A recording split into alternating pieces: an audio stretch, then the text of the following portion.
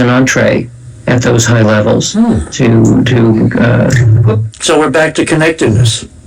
Yeah. I mean, networking is the way things work, and we're doing okay. I mean, we're able to do research and have colleagues working on it as well. But there's probably only about 20 of us in the world who are doing this. You can't watch it all the time. Have you ever done a prediction yet, or is it all just after the fact? This is all after the fact. You have to know enough to know how to predict, and we don't know enough yet, right? Yeah, we have some guesses based on what's happening in the data, but this would be a full-time job for a very good analyst. Darren, I'm going to move on because we have a lot of people orbiting. Thank you. Thank you so much. Okay, next caller, you're on the air. Hello, is that me? Yeah, it's you. Oh, this is Radin from Minnesota. My question is on the doctor, is he aware of the scalar phenomena at all? And could, it would seem that if there's any truth to that, and they've made experiments where they've found a scalar wave. Could psi be a scalar phenomenon or consciousness itself? It's an interesting question, and I have looked at scalar waves. We actually have some scalar antennas in the laboratory that we're using as part of an experiment on energy healing.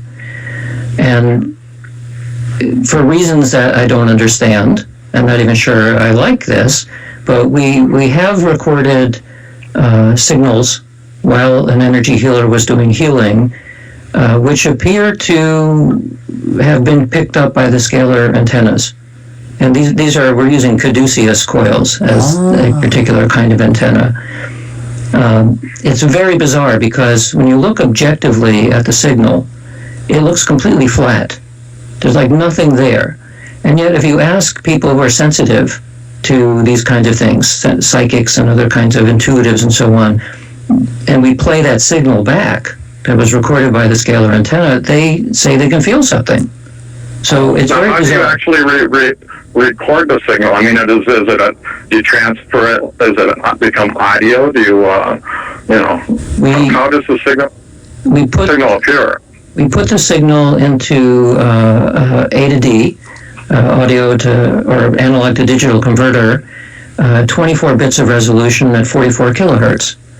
And this is an electromagnetic signal picked up by this caduceus antenna. Yes.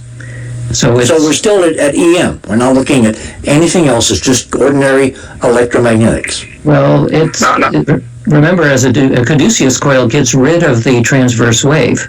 So if it is E and M, it's not conventional E and M. Okay. It's a different portion of E and M, which is in the equations, but generally people don't pay any attention to it. We back to Whittaker? Supposedly the scalar wave only affects the nucleus of the atom, so that's where all the quantum, in the Zener diode, the scalar wave could affect the, right on down to the quantum level or whatever, and if the brain can generate that, the scalar wave. Yeah, I mean, it's kind of a fringe area of electromagnetics. When I was in electrical engineering, nobody ever talked about this. I had to learn about it much later. Hopefully it'll stay fringe, and they won't, all those weapons or somebody's, nightmare, pipe dream or whatever. But, did you ever read that early 1900s paper by Whittaker that kind of gets into this area of scalar? And I've read most of the literature. I don't recall I read that specific one, but I've read a lot of information about scalar waves. I don't think I believe most of it, just from an electrical engineering perspective. Okay. Hey, Robin, I'm going to have to... You think it would blow up your transmitter if you actually tried to transmit the waves out of phase like that, Yeah.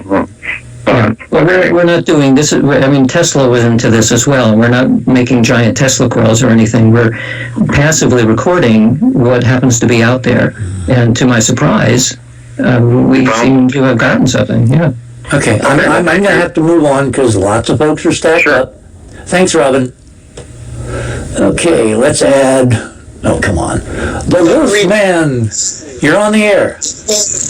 Hi, how are you, Richard? You're dropping out a bit. Hello, Hello. I'm there. Hello. You're on. Yeah, I was wondering about, I called in before about a random number generator coming up with the number 47 more often than any other number. And there's a website on this. I was wondering if the guest knew anything about that, or if his results from his have showed 47 coming up more often than any other number. No, I I haven't hadn't heard that before. either, no. Yeah, I mean, it's a prime number, so that's exciting, but And it may have other implications for me, for what we've been doing, but no, I haven't heard that. Can you email me at othersideofmidnight.com the web link so I can look at it? Yeah, okay. I believe it's just called 47, the website, and it's between 1 and 100. So if the number's between 1 and 100, 47 seems to come up more often for some reason. well, that's easily testable. Wouldn't that maybe Okay. be Gaussian or something? Well, 47, yeah, I don't know. If you have a uniform distribution of 1 to 100, then 47 should not show up more often than anything else. No, it shouldn't. Okay. Thank you, Wolfie. You're welcome, sir. Okay, let's bring in. Oh, here's a good one. Torch, you're on the air. What do you want to ask Dean and put him on the spot? Come on. All right, good to have you back, Rich. Thank you. Nice to be back. Yeah, Dean, how you doing? I got a question for you. Have you ever had a signature event which points to a consciousness, to an entity that may be responding to your queries? A non-human entity? Well, it could be non-human, any kind of entity, demonic, alien, whatever, but it would be a recurring specific signature, a contact, you know? For me, no. However, we work with mediums in some experiments, and mediums are always seeing entities everywhere, all the time. So I don't have any personal way of verifying what they claim, because we don't have any way of detecting invisible creatures.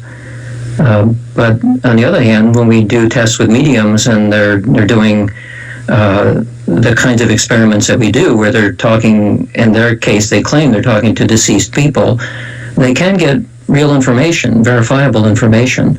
So I'm not quick to discount the fact that they're talking about an entity on the other side of the room, because they're able to do the tests that we ask them to do. So maybe they are seeing something, but I can't see it. Yeah, I see this as opening the door to a dark realm of demonic contact. Torch, that's just you. Come on. That's just me. You know me. Yes, we do. All right, you guys have a good night. Good question. Well, Thanks. I could add here that one of the things we ask from mediums is, and we learn from mediums in a sense, is that just because you're dead doesn't mean you're smart and doesn't mean you're very nice. That's a very good summation of some of that field. Okay, if you're sitting in front of your computer, right? Yes. If you go to othersideofmidnight.com and go to the upper right-hand corner, click on Radio with Pictures, that takes you to your page tonight. Link number 2 at the very top is the graph of the terrorist attacks in Paris. Do you want to kind of tell us what we're seeing? So that picture is all of the eggs that were running. There were 40 running at that time.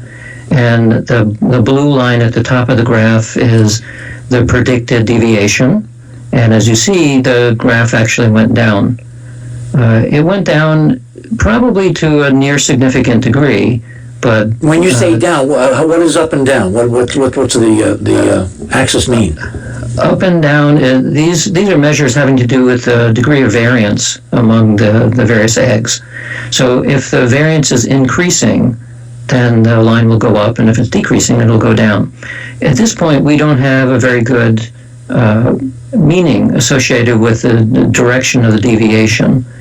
Well, tell us physically what the deviation, in other words, it's becoming more random as opposed to less random? Yeah. So now, come on, that's interesting data. Yeah, sure There's is. something extraordinary going on here, because there should be no deviation at all, right? Random is random is random. It should kind of be a random walk on that flat line in the middle, right? Yeah. So the fact that it gets more random, how can you get more random from random?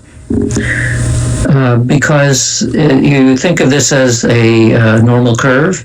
And so if the normal curve becomes, the two kinds of measurements that we take, one is that the normal curve becomes squished, kind of flat, Okay. peaked in the center, and the other one, it gets squished flat, and there's more out on the edges. So when there's more energy or more numbers out on the edges, like a squashed flat curve, that's usually what we see. But if the whole curve is squashed thin and all squished together, then we see this line going down. So there's room to move in both directions. Okay, one of the assumptions in your model, in fact, in all physics, and we're all taught this back when we are in school, we have things called constants, right?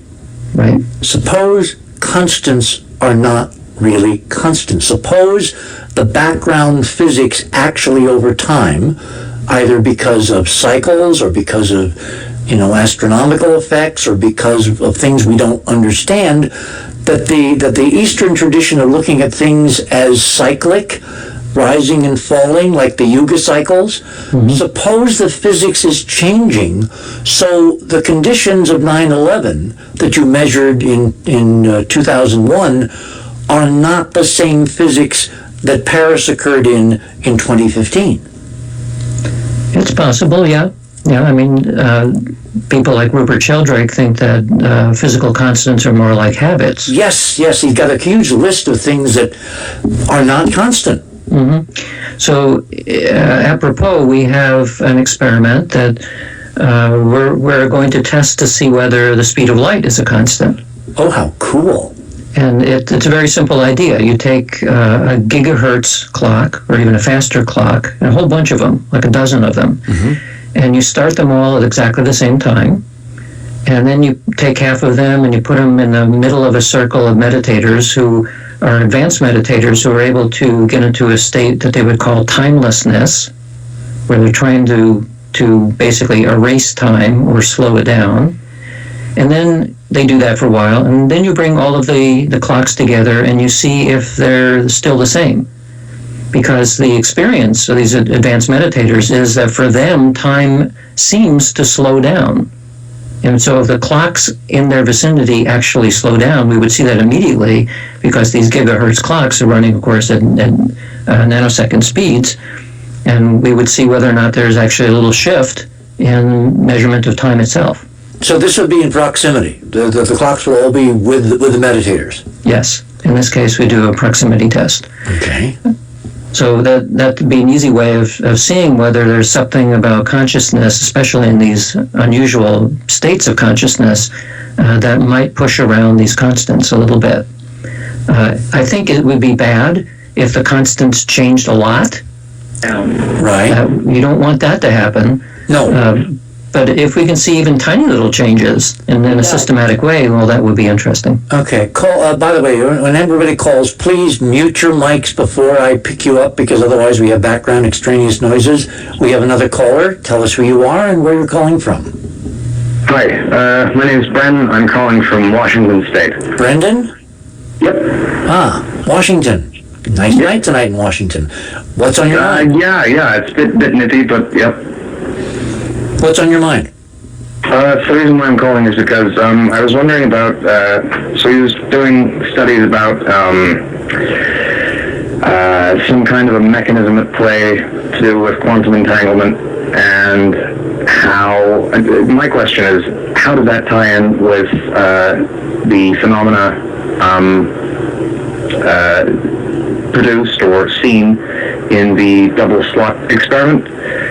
I'm not sure if you're familiar with that, but Actually, you're incredibly intuitive. That's exactly one of the questions that I wanted him to ask. I'll answer. Cool. I'll take the answer off the air. Thanks. Bye-bye. Thanks, Brendan. Yes, that's the good question. So I have less than 8 minutes to describe something which is incredibly complicated. Oh my God. But so I'll do the best I can. So yes, the double slit experiment is like physics 101 and quantum